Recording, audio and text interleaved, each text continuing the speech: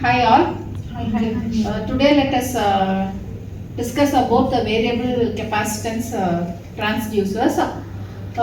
So we know that we are following DT in our college, same thinking. So it has 5 different stages: empathy, define, ideate, prototype, and test. Okay, so we will see the variable capacitive transducers in terms of DT. So before going into that, you know that there are 3 types of variable capacitive transducers.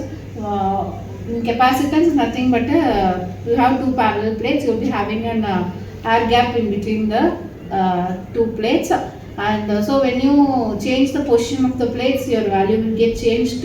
When the air gap in between the capacitance changes also, then there will be a change in the capacitance value. Also the permittivity will cause a change.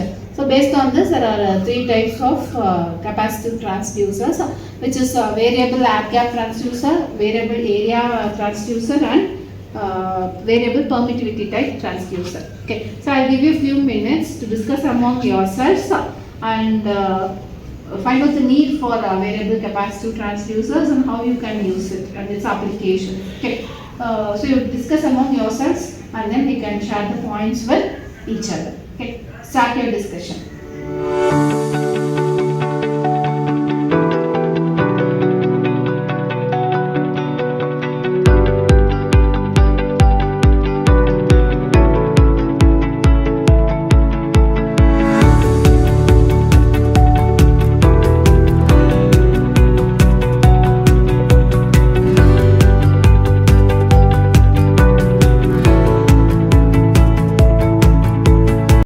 Okay, hope you have discussed among yourselves. So can we start? Yes, ma'am. Who's going to tell about the empathy part? So I'm going to discuss about the empathy part. So in empathy part, we know about the user needs, what the user need from that capacity of transducer. So in variable capacity transducer, the user needs are researchers, engineers, and biomedical researchers. So next we using the in medical field using the like ECGs, and it is related to the variable capacity and transducers.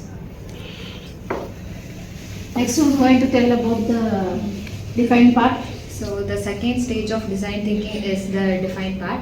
In this define state, the users, we can collect the informations and collect the informations from the users, and we can explain clearly what is the problem statement that we are going to solve on.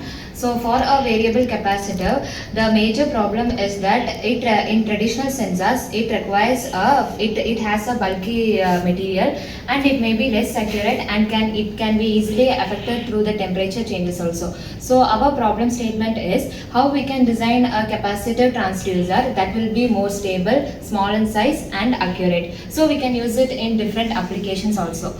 So by this we can gain and knowledge, and we can focus on designing that we may not be scattered. So it guides us to work on the real needs, like reducing the interference techniques and making it compact and making it less cost, so that we can be used in both industry purpose as well as in medical sites also.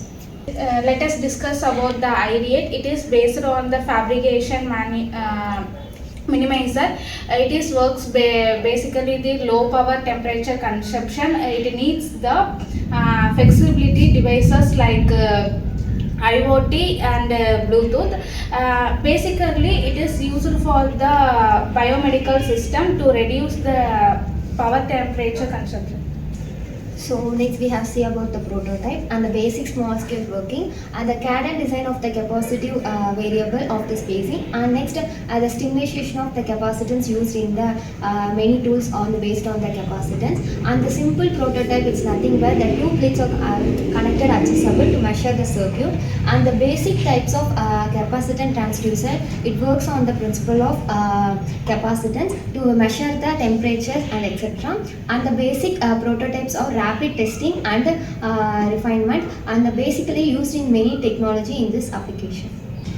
So So the last and final part of the design thing is testing. When it comes to testing, first we have to check the sensitivity to ensure the performance and the displacements are correct.